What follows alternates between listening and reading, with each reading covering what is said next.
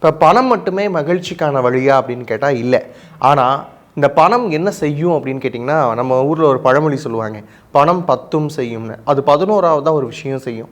என்ன அப்படின்னா, பணம் இல்லாதவனை வச்சு செய்யும். அப்படி இருக்கக்கூடிய சூழலில் இந்த பணம் இல்லாததுனால தான் நிறைய உளவியல் சிக்கல் இன்னைக்கு வருது அப்படின்னு உளவியல் அறிஞர்கள் வந்து பதிவு செய்கிறாங்க.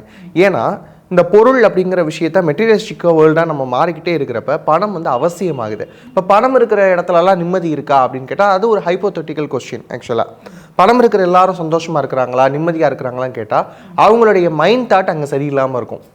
மேபி என்னன்னா அந்த பணத்தை எப்படி செலவு பண்ணுறதுன்னு தெரியாமல் இருக்கலாம், இல்லை வரக்கூடிய பணத்தை வச்சு தான் எப்படி மகிழ்ச்சியாக இருக்கிறதுன்னு தெரியாத நபர்கள் தான் நிம்மதி இல்லாமல் இருக்கிறாங்க. பொதுவாகவே பணம் இல்லாததுனால தான் நிறைய பேர் நிம்மதி இல்லாமல் இருப்பாங்க. நம்ம எப்படி கடன் அடைக்க போகிறோம், எப்படி வந்து மகளுக்கு கல்யாணம் நடத்தி வைக்க போகிறோம், பையனுடைய எஜுகேஷனுக்கு என்ன பண்ண போகிறோம், பொண்ணோட எஜுகேஷனுக்கு என்ன பண்ண போகிறோம் அப்படிங்கிற எண்ணத்திலே பாதி பேர் தூங்காமல் இருக்கிறாங்க.